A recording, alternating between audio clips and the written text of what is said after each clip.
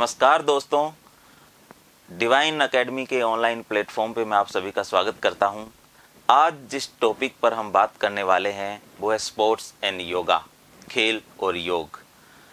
RAS mains की आपकी परीक्षा में ये इतना महत्वपूर्ण टॉपिक है कि ये आपकी रैंक को बहुत बेहतर बनाने में सहयोग कर सकता है। लेकिन मैंने देखा है कि ज़्यादातर बच्चे योग और खेल को उतना महत्व देते नहीं हैं जितना अपने कोर सब्जेक्ट्स को महत्व देते हैं, और इसका सीधा सीधा नुकसान उनके सिलेक्शन में या तो आप इन हो जाते हो या आउट हो जाते हैं उसमें देखा जाता है। क्योंकि आरएएस एग्ज़ाम में पॉइंट्स का भी बड़ा महत्व है। पॉइंट्स में भी मार्क्स यदि आपके कम हैं तो आप बाहर हो जाएंगे या आप इन हो जाएंगे। इसलिए मैं ये सुझाव देता हूँ सभी को कि आप स्पोर्ट्स एंड योगा और दूसरे भी एक्सक्लूसिव जो भी सब्जेक्ट है मेंस के, उनको आप गंभीरता से लीजिए, जो आपकी तैयारी में बहुत महत्वपूर्ण सिद्ध होंगे।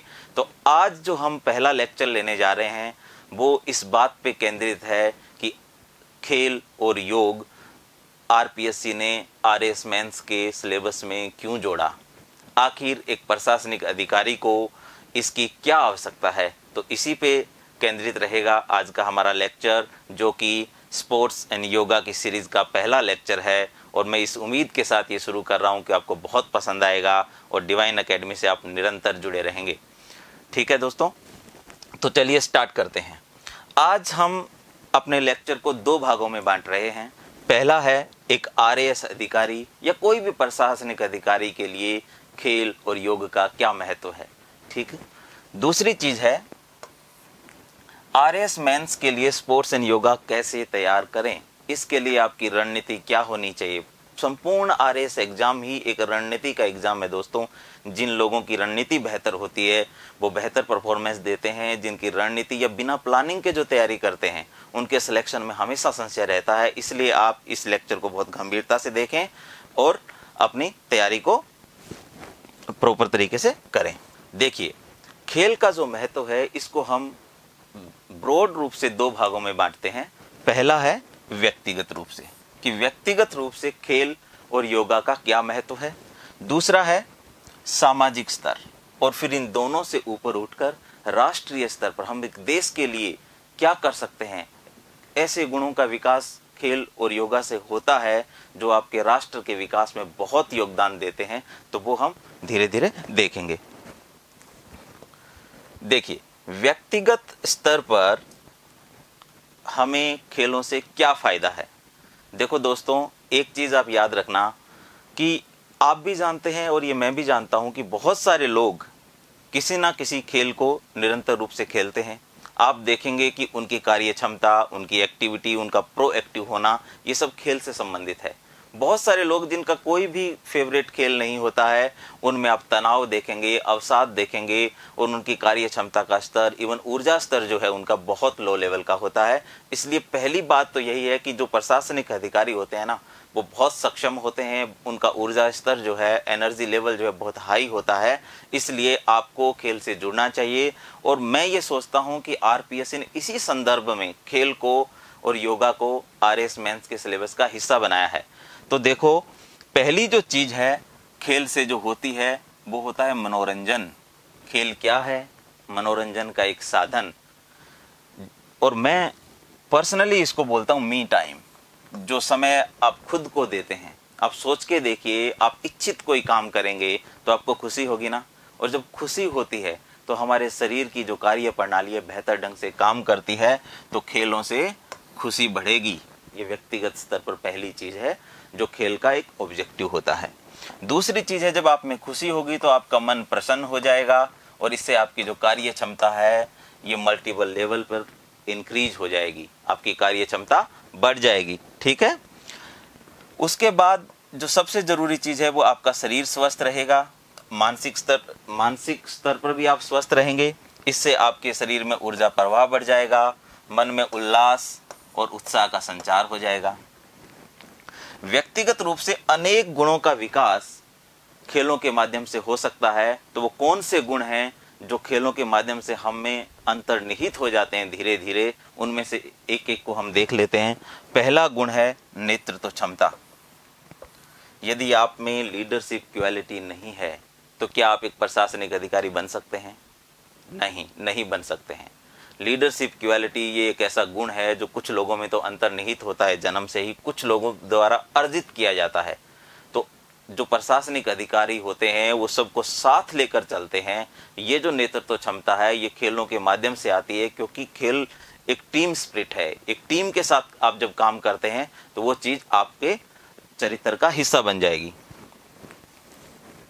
दूसरी जो चीज हम खेलों के माध्यम से सीखेंगे वो है अनुशासन और नियमबद्धता। देखिए, एक प्रशासनिक अधिकारी में अनुशासन का बहुत महत्व है। सपोज करिए आप ऑफिस रोज लेट आते हैं, तो इसका प्रभाव आपके ऑफिस के वातावरण पे क्या होगा? सारे कर्मचारी इस चीज को नोटिस करते हैं और वो भी आलसी हो जाते हैं, वो भी अनुशासनहीन हो जाते हैं, वो ध्यान ही नहीं रखेंगे चीजों का। लेकिन यदि आप बहुत प्रोएक्टिव डिसिप्लिन पर्सन हैं और टाइम से ऑफिस आते हैं, इवन मैं तो कहता हूं प्रशासनिक अधिकारी को तो टाइम से पहले ऑफिस आना चाहिए, तो फिर आप देखेंगे कि आपका ऑफिस बेहतरीन ढंग से काम करेगा, सारे कर्मचारी आपसे प्रभावित हो जाएंगे, जितने भी अधीनस्थ लोग आपके होते हैं वो सब आपके अनुसार आपको प्रेरणा स्रोत मानेंगे और कार्य क्षमता उनकी बढ़ जाएगी। दूसरी चीज है नियमितता।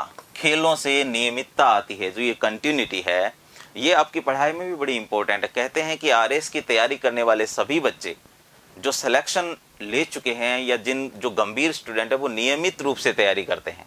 तो आप नियमित रूप से तैयारी करने का जो ये गुण है या हर चीज में एक नियमितता रखने का जो गुण है वो खेलों से आ सकता है। इसलिए आप खेलों को अपनी जीवन शैली का हिस्सा बनाएं। अगली चीज है टीम भावना। देखिए, प्रशासन कोई व्यक्ति है क्या? नहीं, प्रशासन एक तंत्र है, कोई व्यक्ति नहीं। प्रशासन एक ग्रुप है लोगों का और सबको साथ मिलकर काम करना होता है। इसलिए जो खेल में भी बहुत सारे लोग भाग लेते हैं, तो खेल जो टीम भावना आती है वो आपके प्रशासन में बहुत काम आएगी। ये भी एक बेहतरीन गुण है प्रशासनिक सेवाओं में। खेलों से सहिष्णुता का विकास होता है। देखिए, हमारा प्यारा भारत एक सहिष्णु देश है। पूरी दुनिया में भारत की जो विशेषता एक सहिष्णु देश के रूप में है। यदि आप व्यक्तिगत रूप से सहिष्णु होते हैं तो आप सोच के देखिए कि आपके माध्यम से एक सहिष्णु समाज का निर्माण नहीं होगा क्या? होगा। यह बहुत बड़ा गुण है। इसलिए खेलों से सहिष्णुता का विकास भी होता है। अगली चीज है धीरज। धीरज जो है, जिन लोगों में उतावलापन होता है उनके सिलेक्शन में भी हमेशा संशय होता है। इवन वो कोई निर्णय लेते हैं उसमें भी संशय होता है, आपको अपेक्षित सफलताएं नहीं मिलती। इसलिए जो धीरज और धैर्य का गुण है वो आप में खेलों के माध्यम से विकसित होता है। कबीर जी ने कहा भी है कि धीरे धीरे रे मना, धीरे सब कुछ होए, माली सिंचे सो घड़ा, ऋतु आए फल होए। तो ये जो गूढ़ रहस्य वाली बातें इन महापुरुषों ने ऐसे ही नहीं कही, इनमें बहुत सारी बातें छुपी हुई है जो कि सच है, इन्हें हमें जानना चाहिए। अगली चीज जो खेलों के माध्यम से हमारे चरित्र का हिस्सा बनेगी, हमारी पर्सनैलिटी का भाग बनेगी, वो है साहस। प्रशासनिक सेवाओं में अनेक ऐसे मौके आएंगे जब आपको साहस की आवश्यकता होगी। अनेक ऐसी आपातकालीन परिस्थितियां, पारिस्थितिकी जन्य चीजें विकसित होंगी, आपके सामने आएंगी आपकी सेवाओं के दौरान, जब आपके साहस की बहुत जरूरत होगी। लॉ एंड ऑर्डर की स्थितियां बनेगी तब आपका साहस की जरूरत होगी। नियंत्रण आप साहस के माध्यम से ही कर सकते हैं। तो ये गुण भी खेलों से विकसित होता है। और अगली चीज है सामूहिक सद्भाव और भाईचारा। देखिए, समाज जितना शांति प्रिय होगा उसी समाज का विकास होता है। दोस्तों, जिस समाज में अराजकता होती है, जिस समाज में शांति नहीं होती, वो समाज हमेशा पीछे रहता है। इसलिए खेलों के माध्यम से व्यक्ति के अंदर जो गुणों का विकास होता है उसमें ये भी एक गुण है। इसलिए खेल बहुत महत्व की चीज है, इसे आपको हमेशा ध्यान रखना है।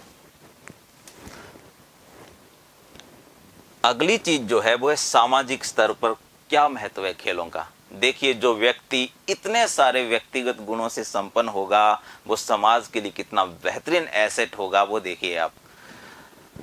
एक सक्षम व जिम्मेदार नागरिक का निर्माण हो जाएगा। ठीक, वो देश आगे बढ़ा है जहां सक्षम और जिम्मेदार नागरिक हैं, और एक प्रशासनिक अधिकारी को तो बहुत जिम्मेदारियां मिलेंगी। इवन मैं तो कहता हूं प्रशासन कोई नौकरी है ही नहीं, ये तो एक जिम्मेदारी है, एक ड्यूटी है जो आपको निभानी है। इसलिए प्रशासन में सिर्फ नौकरी करने मत आइए, प्रशासन में एक व्यापक और समग्र दृष्टिकोण के साथ आइए। उसमें से ये पहली बात है। दूसरा, जब सहिष्णु व्यक्ति होगा तो सहिष्णु समाज का निर्माण होगा। वो व्यक्तिगत स्तर पर भी हमने पढ़ा और सामाजिक स्तर पर उसका व्यापक प्रभाव दिखाई देगा, और सामूहिक सद्भाव और भाईचारा जो समाज में बढ़ेगा ही। अब देख लेते हैं राष्ट्रीय स्तर पर खेलों से क्या फायदा होगा। बहुत बड़ी बात है दोस्तों, जब आप एक ऐसा व्यक्ति जो खेलों के माध्यम से इतने सारे गुणों को अर्जित करके आएगा, वो देश का ही भला करेगा, देश के विकास में बेहतरीन योगदान दे सकेगा। तो आप देखिए कि एक श्रेष्ठ प्रशासनिक अधिकारी बनेंगे आप, यदि आप में ये गुण विकसित हो गए हैं तो आपकी सोच ही अलग होगी दूसरों से। ठीक है, सरकारी योजनाओं और कार्यक्रमों का क्रियान्वयन बेहतरीन तरीके से होगा। मैं आपको ये बात बता देना चाहता हूँ कि आपकी जो प्रशासनिक सेवाएं हैं वो परिभाषित सेवाएं हैं। आपका जो काम है वो तय है कि आपको क्या करना है। आपको सरकार की नीतियां, सरकार के कार्यक्रम, सरकार की पॉलिसीज जो है उन्हीं का क्रियान्वयन करना है, उनकी मॉनिटरिंग करनी है। बहुत सारे लोग ऐसा सोच के प्रशासन का हिस्सा बनते हैं कि मैं जाऊंगा तो ये आमूलचूल परिवर्तन कर दूंगा, ये करूंगा, वो करूंगा। ऐसा संभव नहीं होता है। जब आप प्रशासन का हिस्सा बनेंगे तो आपको अपनी ड्यूटी को ही निभाना है।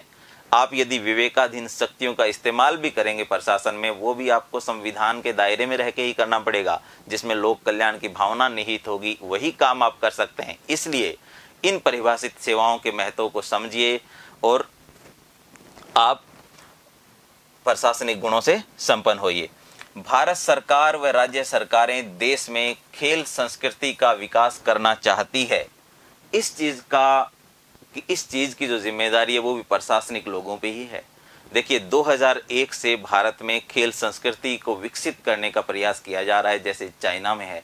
आप देख रहे हैं कि ओलंपिक में हमारी उपलब्धियां धीरे धीरे बढ़ रही है। इसकी क्या वजह है? क्योंकि जो हमारी खेल की नीतियां हैं उनको बहुत अच्छे तरीके से क्रियान्वित किया जा रहा है। कौन क्रियान्वित कर रहा है? प्रशासक। तो आपकी जिम्मेदारियां, देखिए ये जो लेक्चर है ना, आपको आपकी जिम्मेदारी का एहसास कराएगा, तो आप इस पे सोचिएगा। प्रशासक के रूप में बड़ी जिम्मेदारियां होती है इन सारी योजनाओं को लागू करना। अब क्या होगा, देखिए देश के लिए जब आप खेल को अपनी जीवन शैली का हिस्सा बना लेते हैं ना, तो आप एक स्वस्थ नागरिक होते हैं। एक व्यक्ति तो स्वस्थ होते ही हैं, आप स्वस्थ नागरिक भी होते हैं। तो बहुत सारे स्वस्थ नागरिकों की जब संख्या बढ़ेगी तो सक्षम श्रमिकों की भी संख्या बढ़ जाएगी, और ये सारे लोग देश के आर्थिक विकास में मुख्य योगदानकर्ता हो जाएंगे। ठीक है, तो इससे देश की आर्थिक वृद्धि होगी, और ये तो सभी प्रशासकों के कर्तव्य का हिस्सा है ही कि हमारा देश लगातार विकसित होता रहे, विकास करता रहे, आर्थिक वृद्धि होती रहे। ठीक है, इसके अलावा खेलों से चारित्रिक व आध्यात्मिक विकास भी होगा। पहले आप सुनते थे कि जो IQ है उस पर बड़ी चर्चा होती थी, उसके बाद दौर आया EQ का, जो अब भी है। EQ तो अब भी बहुत इंपॉर्टेंट है, लेकिन आजकल religious intelligence, spiritual intelligence, social intelligence, administrative intelligence, ऐसी चीजें बड़ी महत्व की चीजें हैं। समाज में अलग अलग तरह की चीजों को डील करने के लिए जिस तरह के गुणों से संपन्न होना चाहिए, वो सारे गुण खेलों से आपके अंदर आ सकते हैं। इसलिए खेल को RPSC ने RS मेंस का हिस्सा बनाया है, ताकि आप इस चीज को समझें, इसका महत्व समझें। जो व्यक्ति खेल के रास्ते से गुजरा ही नहीं, वो इसके महत्व को उतने गंभीरता से नहीं समझ सकता है जितनी गंभीरता की इसमें आवश्यकता है। इसलिए मैं फिर कह रहा हूं कि आप सभी कोई ना कोई खेल, आउटडोर गेम है ना, ये खेल का मतलब वीडियो गेम या कंप्यूटर गेम से नहीं है, ये प्रॉपर गेम से है। ठीक है, प्रॉपर खेलों से है। तो आप आउटडोर या इंडोर जो एक्टिविटी वाले खेल होते हैं वो जरूर खेलें। ठीक है, उस आप में एक ताजगी का संचार तो हमेशा ही बना रहेगा इससे। तो ये खेलों का महत्व था दोस्तों, आप इस को तैयार कीजिएगा। दूसरी चीज है योग। योग का एक प्रशासनिक अधिकारी के लिए क्या महत्व है दोस्तों, इसके लिए आप एक ही शब्द याद रखना। मैं आपको बता रहा हूं कि योग का क्या मतलब है। योग का मतलब है संतुलन। आप इस बात को एक तरीके से गांठ बांध लीजिए कि योग का क्या मतलब है, संतुलन। योग बहुत समग्र है, बहुत व्यापक है, और RPSC ने खुद अपने सिलेबस में ये लिख दिया है कि योग क्या है। जब RPSC कभी आपसे पूछे 2 नंबर वाले क्वेश्चन में कि योग को परिभाषित कीजिए, तो पहली लाइन तो यही लिखना आप कि योग एक सकारात्मक जीवन पद्धति है। ये RPSC ने अपने सिलेबस में ही लिख दिया है मित्रों। तो देखिए, योग एक सकारात्मक जीवन पद्धति है। 2015 में जब इंटरनेशनल ईयर ऑफ योगा घोषित किया गया यूएनओ के द्वारा, तो भारत के प्रधानमंत्री माननीय नरेंद्र मोदी जी ने योग को लेकर एक बहुत बड़ी बात कही थी। वो बात थी कि योग दिमाग और शरीर की एकता का प्रतीक है। सोच के देखिए दोस्तों, जब आपका दिमाग और आपका शरीर एकाकार होकर कार्य करेंगे तो आपकी कार्य क्षमता का स्तर क्या होगा, ये आप महसूस कर पाएंगे। योग केवल व्यायाम के बारे में नहीं है, योग बहुत बड़ी चीज़ है, जो कि मैं ऑलरेडी आपको कह चुका हूँ कि बहुत व्यापक और समग्र है। नेक्स्ट स्लाइड में आप इसके महत्व को और बेहतरी से समझेंगे। ठीक है, नरेंद्र मोदी जी का ये भी एक कोटेशन था कि जलवायु परिवर्तन जैसे चैलेंज जो आज हमारे सामने, उनको निपटने में भी योग से पर केंद्रित जो जीवन शैली है वो बहुत सहायक हो सकती है। तो ये आपके आंसर को एनरिच भी कर सकती है ये चीज़। ठीक है, अब देखिए, कोई भी प्रशासक है वो पहले व्यक्ति है, और हर एक व्यक्ति की बहुत सारी मूल प्रवृत्तियां होती है, उसी से उसका दृष्टिकोण, उसका चरित्र का निर्माण होता है। अब देखिए, जो सहज मानवीय मूल प्रवृत्तियों में एक चीज होती है लालसा, लालच, लोभ। ये जो भौतिक सुख सुविधाएं लेने का जो मनसा होती है ना, ये गलत नहीं है, लेकिन इनके प्रति जो पागलपन है, इनके प्रति बस एक इसी को ही लक्ष्य बना लेना, ये गलत है। इसी का नाम लालच है। और आप योग के माध्यम से इस चीज का समाधान कर सकते हैं, क्योंकि उससे आपकी स्पिरिचुअल इंटेलिजेंस जो है, रिलीजियस इंटेलिजेंस, सोशल इंटेलिजेंस, सभी का विकास हो जाएगा। तो आप इसका समाधान कर सकेंगे। ठीक है, अब एक चीज है प्रतिस्पर्धा। व्यक्तियों के जीवन में लगातार प्रतिस्पर्धा है। किस बात की? बेहतर बनने की, सर्वोत्तम बनने की। और जो लोग इन प्रतिस्पर्धाओं से निकल जाते हैं वो सफल हो जाते हैं, और जो असफल हो जाते हैं उनके अंदर एक चीज विकसित हो जाती है जिसका नाम है ईर्ष्या। ईर्ष्या से रोगी शरीर का निर्माण होता है, लड़ाई झगड़े बढ़ जाएंगे, आपके जीवन में तनाव आ जाएगा, जो कि अंतिम रूप से नशे का कारण बनता है। आपने देखा होगा कि लोग अपनी समस्याओं का, अपनी चिंताओं का, अपने अंदर जो डिसऑर्डर डेवलप होते हैं छोटे छोटे, जैसे टॉक्सिन रिमूवर जो प्रोसेस है, उसके लिए नशे का इस्तेमाल करने लगते हैं, और ऐसा सोचते हैं कि नशे से इनका समाधान हो जाएगा। एक तात्कालिक समाधान सोचते हैं नशे में, ये गलत है। नशा कभी भी किसी भी चीज़ का समाधान नहीं हो सकता है, लेकिन योग आपको एक संतुलित व्यक्तित्व निर्माण में हेल्प कर सकता है। आपको नशे की जरूरत ही नहीं पड़ेगी। आप हर एक परिस्थिति का सामना करने के लिए खुद को तैयार पाएंगे, चाहे सफलता हो चाहे असफलता हो, सुख हो दुख हो, हर तरीके से आप अपने आप को संतुलित पाएंगे। ठीक है, ये गुणों का विकास योग के माध्यम से होता है। अब जो असफल व्यक्ति होता है उसमें तनाव और अवसाद आ जाता है, और वो मानसिक कमजोरी का कारण बनता है। आप मुझे बताइए कि क्या मानसिक रूप से कमजोर प्रशासकों की जरूरत है? नहीं है, बिल्कुल जरूरत नहीं है मानसिक रूप से कमजोर। ना ही बहुत ज्यादा स्ट्रॉन्ग मानसिकता वाले लोगों की जरूरत है प्रशासन में। प्रशासन तो संवेदनशील होता है, लेकिन कमजोर मानसिकता का नहीं, संतुलित मानसिकता का। और मैंने पहले ही बताया था कि योग का मतलब क्या है? संतुलित मानसिकता। तो आप ये याद रखना। ठीक है, अगली चीज ये है कि हर व्यक्ति के जीवन में बहुत सारी पारिवारिक भूमिकाएं होती है, उससे बहुत सारे लोग जुड़े रहते हैं। तो इसमें प्रशासक भी इससे अछूते नहीं है, उनका भी अपना परिवार होता है, उनसे भी बहुत सारे लोग जुड़े हुए हैं। एक भाग दौड़ है, सबके लिए कुछ ना कुछ करना है, ये भी तो तनाव देता है। तो इस तनाव से निकलने के लिए योग में मैंने बताया कि सकारात्मक जीवन पद्धति है। जब परिवार में सकारात्मक वातावरण का निर्माण होगा तो आप सोच के देखिए कि आपकी कार्य क्षमता में गुणोत्तर वृद्धि हो जाएगी। और जब आप ऑफिस में जाएंगे तो परिवार को लेके जो चीजें आपके दिमाग में रहेगी नहीं, क्योंकि परिवार भी खुश है। और जब परिवार खुश है तो आप प्रशासन में अपना बेस्ट देने का प्रयास करेंगे। तो ये योग के माध्यम से आ सकता है। इसलिए खेल और योग आपके सिलेबस का हिस्सा बने हैं। मैं कहूँगा आप इसे जिंदगी का हिस्सा बनाइए, तो आप बेहतरीन व्यक्ति बनेंगे और फिर बेहतरीन प्रशासक तो होंगे ही। देखिए, 3 तरह की मानसिकताओं का निर्माण होता है व्यक्ति में। एक कमजोर मानसिकता, एक मजबूत मानसिकता, और जो सबसे जरूरी चीज है वो है संतुलित। ये संतुलित है भाई बच्चों, है ना, संतुलित मानसिकता का निर्माण। और इसका मतलब ही योग है।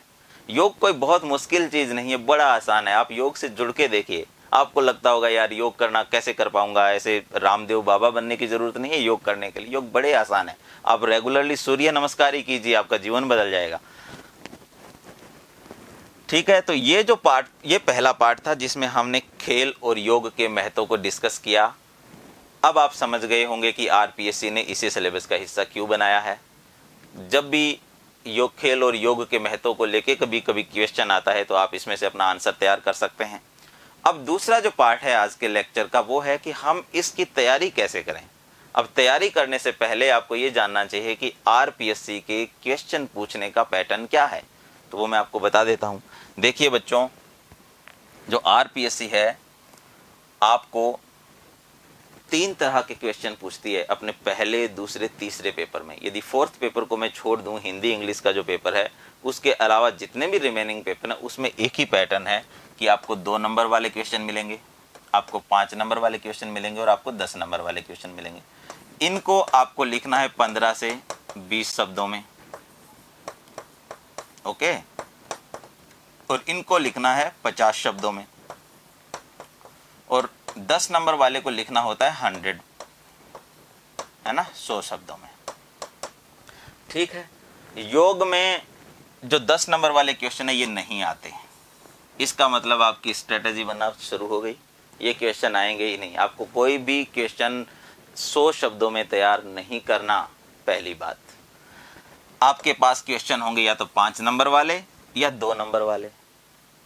तो क्या आरपीएससी में योग को लेके कोई निश्चित नंबर है, निश्चित मार्क्स हैं? जी हाँ, लगभग 20 नंबर का आपका जो सिलेबस का हिस्सा है वो योग और खेल है।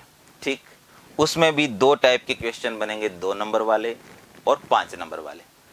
5 क्वेश्चन ऐसे होंगे जो 2 नंबर के होंगे, यानी 10 नंबर का तो ये सेगमेंट हो गया। 2-2 नंबर वाले छोटे क्वेश्चन जिसमें प्रत्यक्ष परिभाषाएं या कोई डिटेल पूछी जाती है छोटी मोटी, जैसे उन्होंने कह दिया कि राजस्थान राज्य क्रीड़ा परिषद के तहत आने वाली किन्हीं 4 खेल अकादमियों के नाम लिखिए। ठीक है, भारत सरकार के द्वारा दिए जाने वाले किन्हीं 4 राष्ट्रीय पुरस्कारों के नाम लिखिए, राष्ट्रीय खेल पुरस्कारों के नाम लिखिए, या 2 पुरस्कारों के नाम लिखिए, या राजस्थान सरकार द्वारा दिए जाने वाले खेल पुरस्कारों का नाम लिखिए। ऐसे क्वेश्चन, या योग क्या है, ठीक है, पुनर्वास क्या है, प्राथमिक उपचार क्या है, ऐसे प्रत्यक्ष परिभाषाएं इसमें आती है, या प्रत्यक्ष कोई जानकारी वो डायरेक्ट आपसे पूछेगा। अब 5 नंबर वाले क्वेश्चन जो होंगे वो 2 होंगे। ठीक है, 2 क्वेश्चन आएंगे 5 नंबर में, वो भी 10 नंबर का। इसमें थोड़ी सी डिटेलिंग की आवश्यकता रहती है। आगे आने वाले लेक्चर्स में मैं आपको जो 2018 और 21 का जो एग्जाम हुआ है उसमें किस तरह से क्वेश्चन पूछे गए उन सभी को सोल्व कराऊंगा, तो आपकी समझ जो है बढ़ जाएगी उससे कि ऐसे क्वेश्चंस को हम कैसे डील करें। ठीक है, अब आप देखिए, अभी तक स्पोर्ट्स एंड योगा के बेस पे आपके 2 आरएस एग्जाम हुए हैं, एक 2018 वाला और एक 2021 वाला। दोनों में ये सेम पैटर्न आरपीएससी ने फॉलो किया है। तो हम ये मान के चलते हैं कि यदि सिलेबस, वैसे तो सिलेबस अब बदलना उतना आसान नहीं है, बहुत ही संतुलित सिलेबस बना दिया है आरपीएससी ने, तो यही रहेगा और पैटर्न भी आप तो मान के चलिए यही रहेगा। ठीक है, अब पहली चीज ये है कि आप अपनी तैयारी में जब आपके अंदर ये समझ आ जाए कि हमें कैसे अपने कंटेंट को तैयार करना है, तो उसमें सबसे पहली चीज होगी कि हमेशा सिलेबस आपके पास होना चाहिए। आपकी टेबल पे, आपकी स्टडी टेबल पे हमेशा सिलेबस की एक कॉपी रहनी चाहिए और रेगुलरली आप उसे पढ़िए। मैं कहता हूं अपने सिलेबस को भगवान मानिए, उससे जुड़ जाइए, धोख दीजिए रेगुलरली। ठीक है, बात करिए अपने सिलेबस से, फिर आप देखेंगे कि आपको सिलेबस कंठस्थ हो जाएगा और चीज़ें आपके लिए इतनी सरल हो जाएगी, जो मुश्किल लग रही है वो सारे जो है चीज़ें आपसे दूरी बना लेंगी और आपके लिए सिलेबस बड़ा आसान होगा तैयार करना। हमेशा सिलेबस के नज़दीक रहिए। ठीक है, दूसरी चीज़ है पीवाईक्यू। पीवाईक्यू हमेशा देखते रहिए। ये सिर्फ खेल और योगा के बारे में नहीं है, ये जानकारी हर एक सेगमेंट के बारे में है। आप सिलेबस और पीवाईक्यू से जुड़े रहिए। दुनिया में कोई भी टीचर आपको उतना अच्छा मार्गदर्शन नहीं दे सकता है जितना आपके प्रीवियस ईयर क्वेश्चन आपका समझ विकसित कर सकते हैं। तो हमेशा ध्यान रखिए, आपको रेगुलरली पीवाईक्यू के संपर्क में रहना है। रोज देखिए। कई बार ऐसा लगेगा अरे मैं तो देख चुका हूं, मुझे अब क्या जरूरत है। ऐसा नहीं होता, याद ही नहीं रहेगा भाई, रेगुलर देखना पड़ेगा। ठीक, आगे बढ़ते हैं। एक चीज आपको यह ध्यान रखनी है कि हमेशा सिलेबस के अनुसार पढ़ना है। सिलेबस में जो टॉपिक दिया है उसी को पढ़ें। हम सब कुछ पढ़ने के चक्कर में वो चीज़ छोड़ देते हैं जो सबसे ज़रूरी और एग्जाम में वही पूछी जाएगी। जब आरपीएससी ने आपके सिलेबस के टॉपिक लिख दिए हैं तो आपको वही तैयार करने हैं। हमेशा सिलेबस के अकॉर्डिंग पढ़िए। यदि आप एक बार सिलेबस के अकॉर्डिंग पढ़ लेते हैं और आपको फिर भी लगता है कि मैं कुछ और चीज़ों को भी जान लूँ, तो वो बाद में करिए, ठीक है। एक बार पूरा सिलेबस तैयार करिए, उसके बाद एनरिच कर लीजिए आपके नोट्स को, जो कि यहाँ तो मैं करवा ही दूंगा आपको, तो कोई टेंशन लेने की ज़रूरत ही नहीं है। और करंट अफेयर से जुड़ के रहिए। खेलों के बारे में जो करंट अफेयर्स है वो बहुत ज़रूरी है, प्रीलिम्स में भी काम आएगा आपको, ठीक है। ऐसा देखा गया है कि खेल से लगभग 15 या योग से लगभग 5 नंबर के क्वेश्चन आते हैं। 1-2 नंबर ऊपर नीचे भी हो सकता है, लेकिन ऑलमोस्ट यही पैटर्न अब तक देखा गया है, ठीक है। तो खेल को ज़्यादा महत्व दीजिए। इसका मतलब ये नहीं है कि योग छोड़ के जाना है, वो भी आपको तैयार करना है, ठीक। प्रत्यक्ष परिभाषाएं तैयार करनी है। जैसे मैंने बताया, योग क्या है, प्राथमिक चिकित्सा क्या है, या प्राथमिक उपचार क्या है, या खेलों में पुनर्वास से आप क्या समझते हैं, जो 2021 में पूछा है आरपीएससी ने, ठीक। अब एक खिलाड़ी कोई पूछा जाएगा जिसमें खिलाड़ी की उपलब्धियां आपको लिखनी है। वो 2 नंबर में भी पूछा जा सकता है और वो 5 नंबर वाले क्वेश्चन में भी पूछा जा सकता है।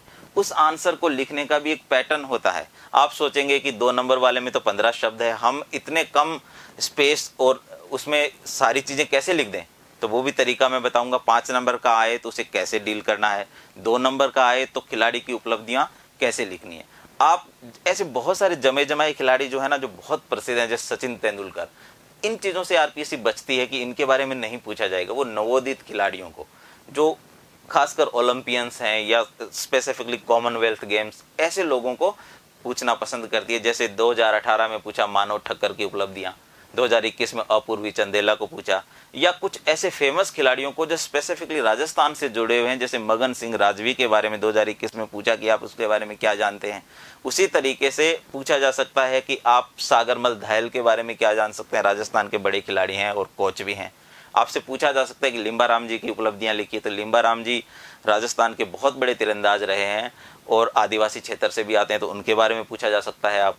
आपको करणी सिंह जी के बारे में पूछा जा सकता है। उनके नाम से दिल्ली में शूटिंग रेंज भी है और वो बीकानेर रियासत के महाराजा रहे, बहुत बड़े शूटर थे, उनके बारे में पूछा जा सकता है। उनकी बेटी राजेश्री कुमारी है, वो भी बहुत प्रसिद्ध शूटिंग की खिलाड़ी रही, उनके बारे में पूछा जा सकता है। तो जब ऐसे पुराने खिलाड़ी का जब हमें तैयारी करनी है तो राजस्थान के खिलाड़ियों पे फोकस करना है, ठीक है। और करंट अफेयर से तो अपडेट रहना जरूरी है ही, तो करंट अफेयर से लगातार जुड़े रहिए। 1 साल का खेलों का करंट अफेयर्स तो आपको तैयार करना ही है, क्योंकि ये मेंस में आ जाएगा। एक आध ऐसा कोई खिलाड़ी जो करंट में चर्चा में है, जैसे मानव ठक्कर उस समय करंट में थे 2018 में, तो उनके बारे में पूछ लिया, ठीक। तो एक तो मेंस में आपको फायदा होगा, दूसरा प्रीलिम्स को लेके आपकी बहुत फायदा हो जाएगा यदि आप करंट अफेयर से जुड़े हुए हैं, क्योंकि डायरेक्टली आरपीएससी ने खेलों का और खिलाड़ियों के बारे में दिया हुआ है। तो आप तैयार करिए। तो ये था दोस्तों आज आपका खेल और योगा के बारे में पहला लेक्चर, जो 2 भागों में बांटा गया था, खेल और योग का महत्व, और दूसरा तैयारी कैसे करें। मैं उम्मीद करता हूं कि आपको ये लेक्चर बहुत पसंद आएगा। डिवाइन एकेडमी से निरंतर आप जुड़े रहिए। Thank you.